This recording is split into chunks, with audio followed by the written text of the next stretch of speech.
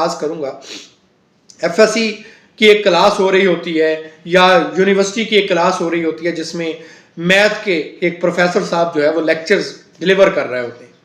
اب وہ میتھ کے پروفیسر صاحب لیکچر ڈیلیور کر رہے ہوتے ہیں. ایک ینگسٹر جو ہے، ایک نوجوان جو ہے وہ پیچھے بیک بینچ پہ بیٹھا نیند فرما رہا ہوتا ہے، سو رہا ہوتا ہے، یشی کر رہا ہوتا ہے جیسے نوجوانی کی عمر ہوتی ہے.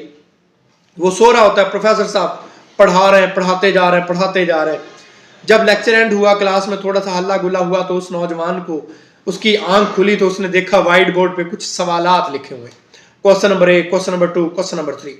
اس نے فوری طور پر اپنا جو ہے وہ پیڈ اٹھایا، اپنا رائٹنگ پیڈ اٹھایا اور اس پہ وہ تینوں کوسچن جو ہے وہ لکھ لی اور لکھنے کے بعد وہ کلاس ڈسمس کر کے چلا گیا. 1 ہفتے کے بعد جب دوبارہ کلاس لگی تو پروفیسر صاحب آئے، وہی میتھ کے پروفیسر صاحب آئے اور انہوں نے آ کے کلاس میں دوبارہ سے جو ہے وہ اپنا کوسچن کرنا شروع کر دیا، اگلا لیکچر ڈیلیور کرنا شروع کر دیا.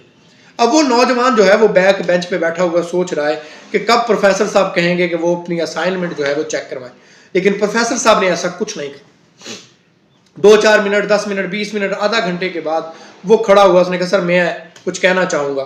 پروفیسر صاحب نے اجازت دی. جی فرمائیں کیا بات ہے؟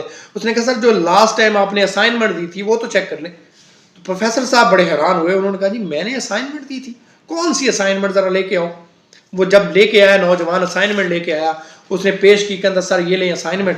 تو پروفیسر صاحب نے جب وہ اسائنمنٹ دیکھی تو پروفیسر صاحب اپنے ماتھے سے جو ہے وہ پسینہ خشک کرتے ہوئے بولے کہ بیٹا جب میں لیکچر دے رہا تھا تو آپ کیا کر رہے تھے؟ اس نے بتا دیا. اس نے کہا سر میں اس وقت سو رہا تھا، غلطی ہوگی مجھ سے، لیکن میں نے آپ کے لیکچر کے بعد جب یہ کوسچن 3 دیکھے تو میں نے فوری طور پر نوٹ کر لیے اور مجھے 2 کوسچن جو ہے وہ مجھ سے سالو ہو گئے، 1 نہیں ہوا.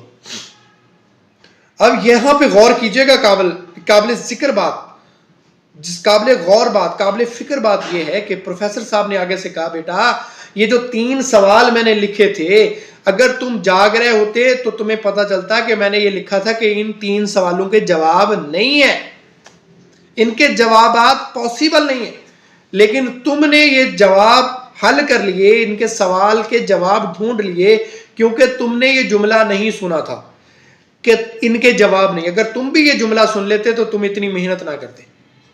یہی حال ہمارے ساتھ ہوتا ہے.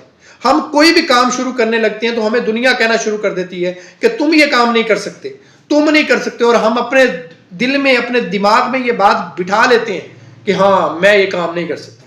جب میں یہ سوچ لیتا ہوں کہ میں یہ کام نہیں کر سکتا تو پھر میں یہ کام کر ہی نہیں سکتا. اب اس نوجوان کو اگر یہ بات پتہ چل جاتی کہ ان سوالات کے جوابات ہے ہی نہیں ہیں تو وہ اس پہ ایفرٹ ہی نہیں کرتا، وہ زور ہی نہیں لگاتا، وہ ایک دن بھی اس پہ کوشش نہیں کرتا. لیکن جب کہ اس نے سنا نہیں تھا، پروفیسر صاحب جب یہ جملہ کہہ رہے تھے کہ ان کے جوابات نہیں ہیں، اس وقت وہ نوجوان سویا ہوا تھا تو اس نے ان کے جواب ڈھونڈنے کے لیے 7 دن لگا دیے اور 2 سوال کے جواب ڈھونڈنے میں کامیاب بھی ہو گئے. تو ہمارے حال بھی وہی